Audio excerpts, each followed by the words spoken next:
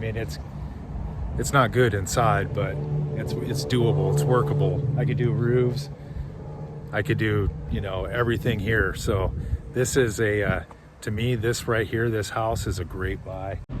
Well, part two, checked into the hotel here in San Antonio last night. I tell you, the San Antonio area is pretty darn nice. It's been about 20 years since I've been here, and I'm kind of liking what I see. I like the weather. You know, it's August 1st. Everybody said it's going to be extremely humid, at least up from the northwest, and I haven't really felt too much of that here.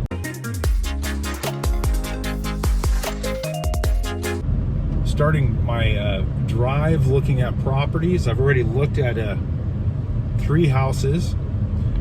Luckily, the second house I looked at might be the winner, but I've got, geez, about 11 more to look at.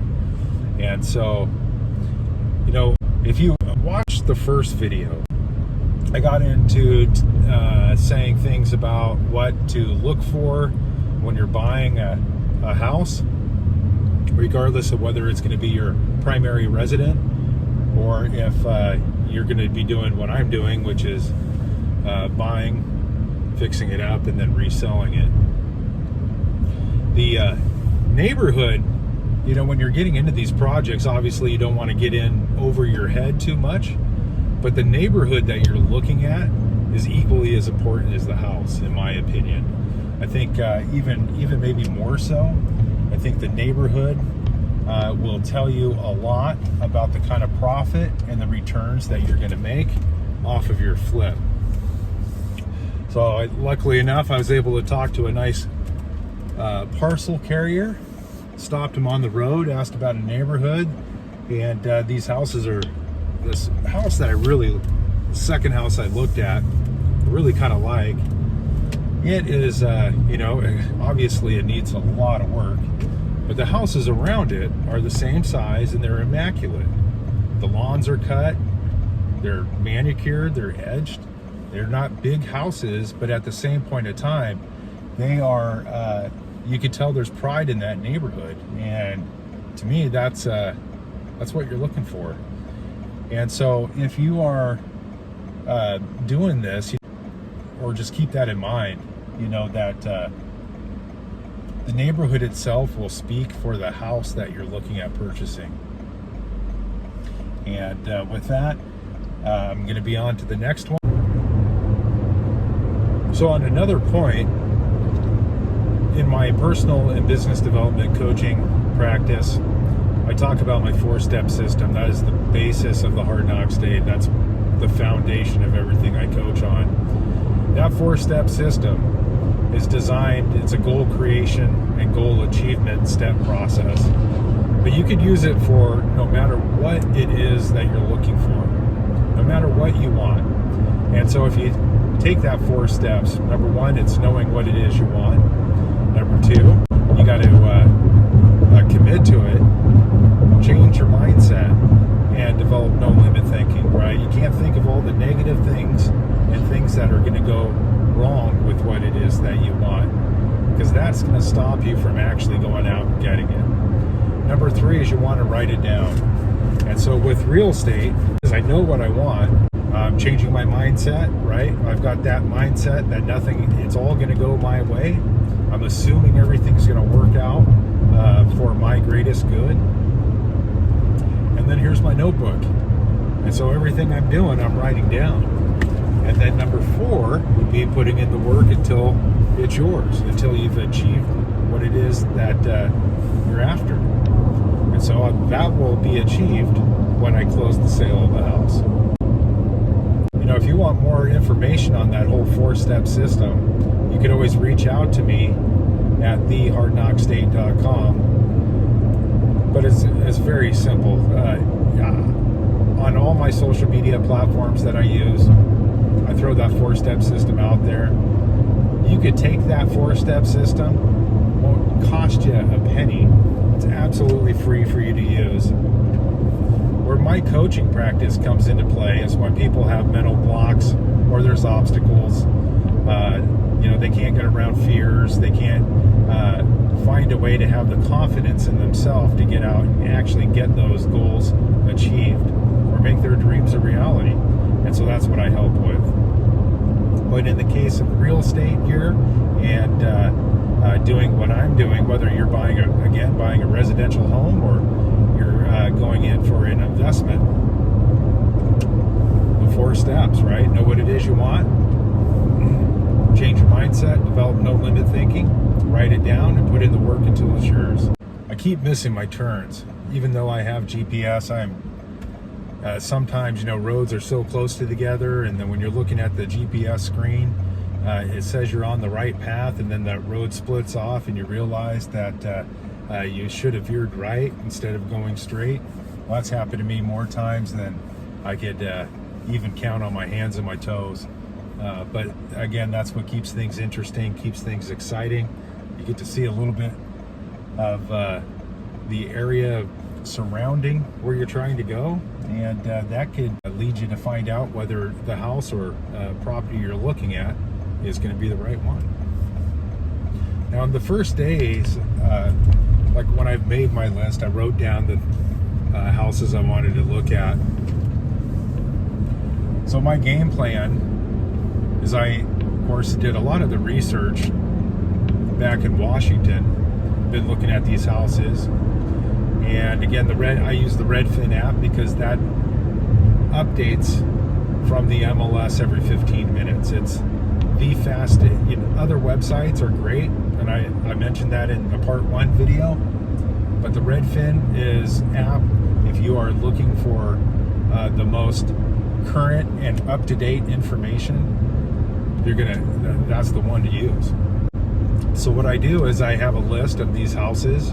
I've already eliminated a bunch of them just by doing the street view, the Google view, street views, looking at satellite views, going through all the comments and descriptions of the house, looking at all the photos, zooming in, zooming out of those photos, and look, you go into the inside of a house and online, and you're looking at the photos.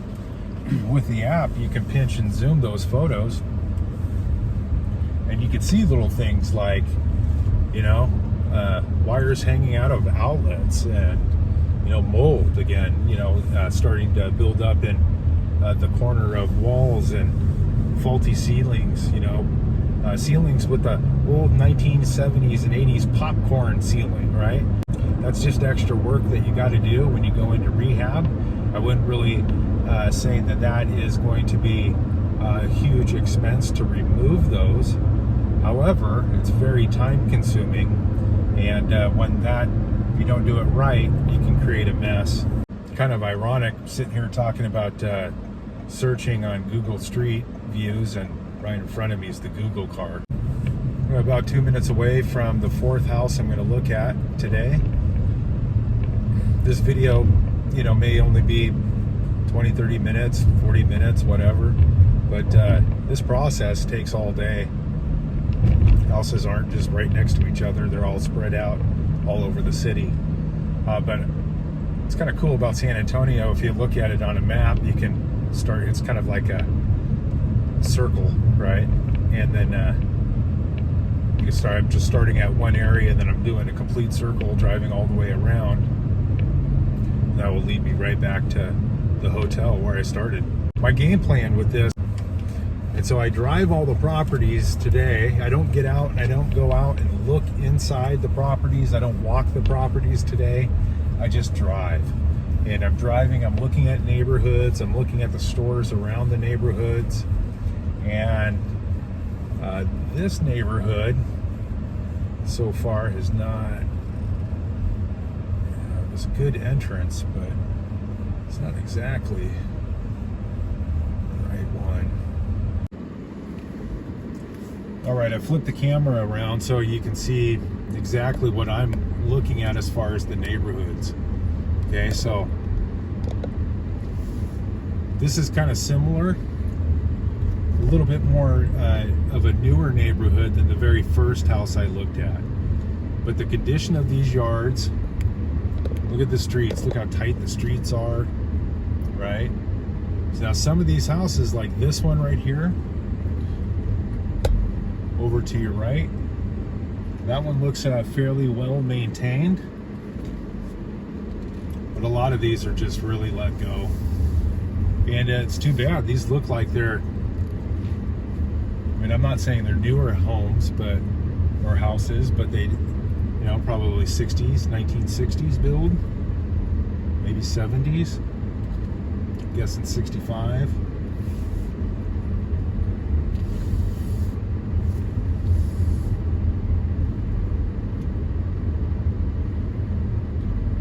The street here looks a little bit better than the others I've been driving down.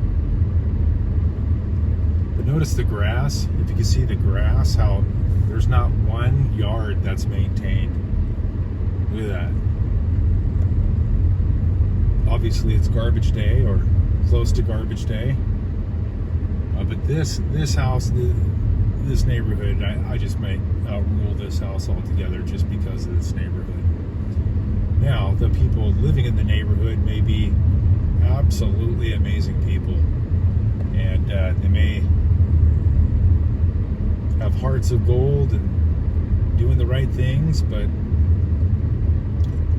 again, what I'm doing is I'm trying to attract a buyer for a property. So I'm going to go in and I'm going to make this property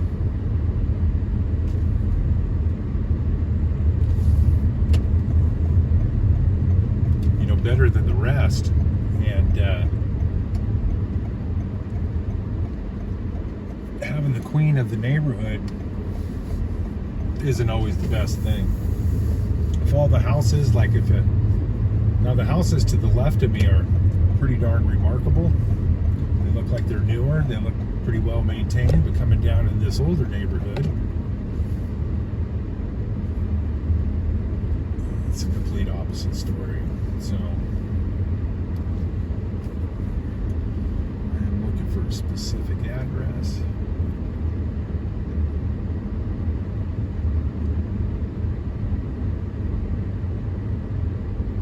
Again, right? The neighborhood speaks volumes.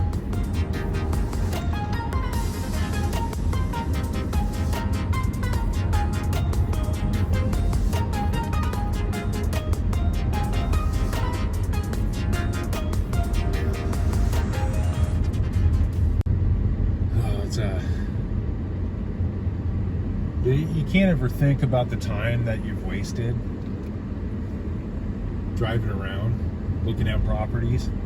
You really can't. It's all part of it, right? So I just went 15 minutes out of my way to go from one house to a completely different area, and now I'm going to be going, 15, 20, 30 minutes in another direction. Maybe not that long. That's the house I'm looking at right there.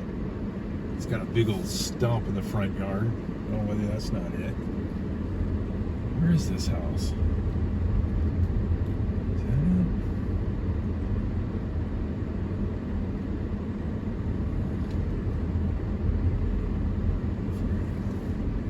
This is it right here. Yeah, that's it. Actually, that house isn't too bad. It's in a cul-de-sac.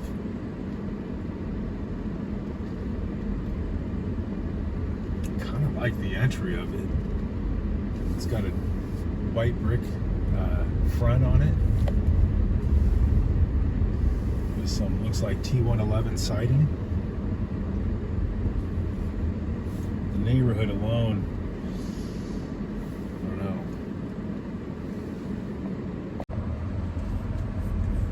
So that house, even though it kind of is a cute house, again, the neighborhood's not right, and this thing is priced up there, compared to other comparables I'm looking at.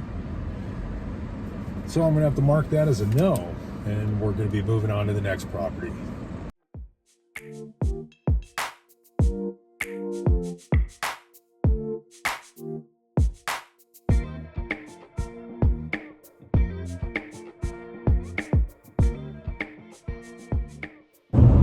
So I've done a loop around San Antonio to see the houses, drive by them, and as I mentioned,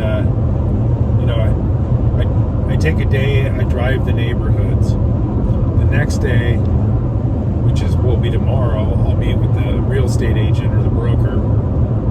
I'll let him know what houses out of the 11 that I'm looking at today, driving by today, let him know which ones tomorrow that I want to go out and take a look at in person and actually get to walk the property, see the inside of the house, and go through the exterior. And then we'll narrow it down from that. But out of these 11 houses that I've spent all day going around looking at, I got 2 left.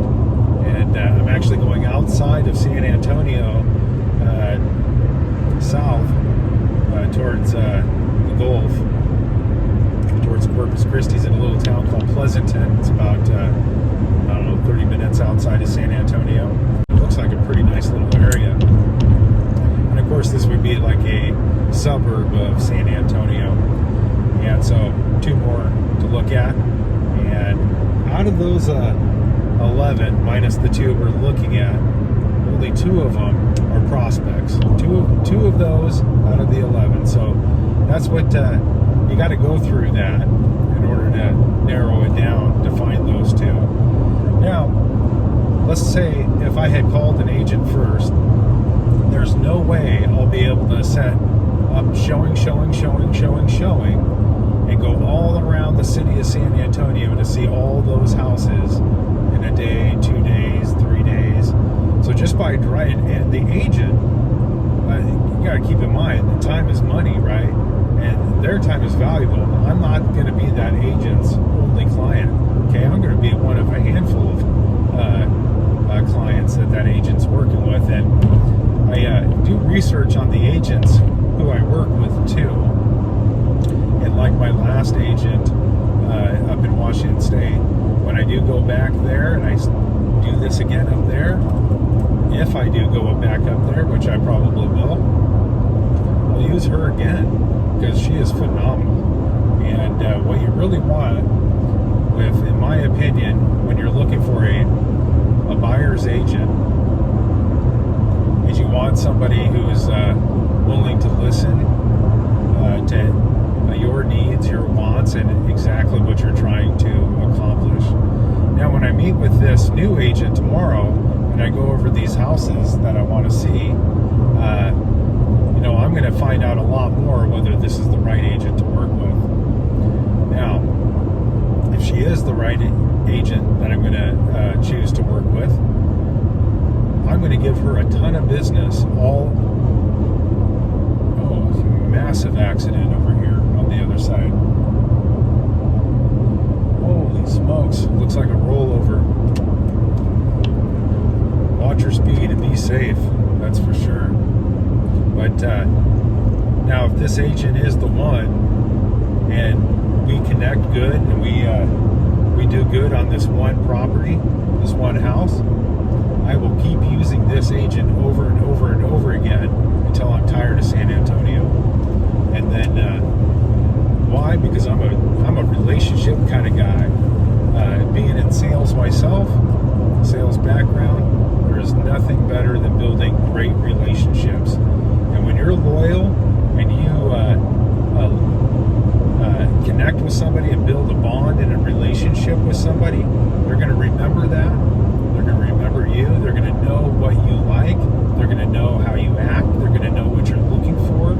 They're pretty much, you work with these people one-on-one for such a long period of time over the years. I may not be in San Antonio for years, but over the time of the period that we're going to be working, I might buy and sell 4 or 5, 6, 7 different houses here in the San Antonio market before I move on to someplace else.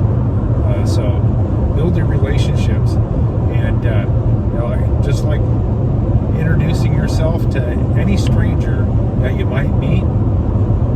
Hey, if you ain't jiving right away, move on. But if you are jiving, I'm already jiving with this gal over text message. She responded back to me. Everything has been pleasant. I've texted with her assistant. Everything's lined up for us to meet tomorrow.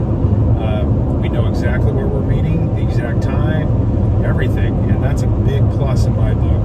And so hear stories from other people who are buying or selling or in sales or trying to make a big purchase. And this is funny because automotive is huge in this. They being a car sales guy myself, the worst thing you could do is when somebody reaches out to you is to not call them back. But believe it or not, you would be surprised how many customers that I sold cars to over this past year, maybe year and a half, to where they would say I was the only person to reach out to them after they submitted an inquiry. And that is mind-blowing to me. But, you know, in anything you do, Pareto's law, the 80-20 rule, is always in effect. 20% of the people will do 80% of the work. And you can whatever you're doing, whatever you're trying to calculate, if you're actually in a job, in a career, maybe you're in sales yourself, just know that 20% of the sales force is going to do 80% of the volume. And then again, 20% of that sales force is going to make 80% of the income out of that whole dealership as a whole. So the 80-20 rule, it will never fail you. All right, we're looking for the last house of the day. Just got to find the right. Oh, this is it right there. Ooh, that's in bad shape. That right there, though. See how nasty that is? See all the other houses around this neighborhood? That right there is sweat equity. Elbow grease. This one is looking like it's getting flipped right there. This is the weirdest thing to me, is you got a neighborhood full of houses, and then all of a sudden on an empty corner there's a trailer. That I don't get. Kind of breaking my rule here. I already know this house is vacant because I've seen the inside of it. Believe it or not, it's actually not. I mean, it's not good inside, but it's doable. It's workable. I could do roofs. I could do, you know, everything here. So this is to me, this right here, this house is a great buy. Maybe we can get it a little bit lower if possible, but this is one I'm probably going to consider.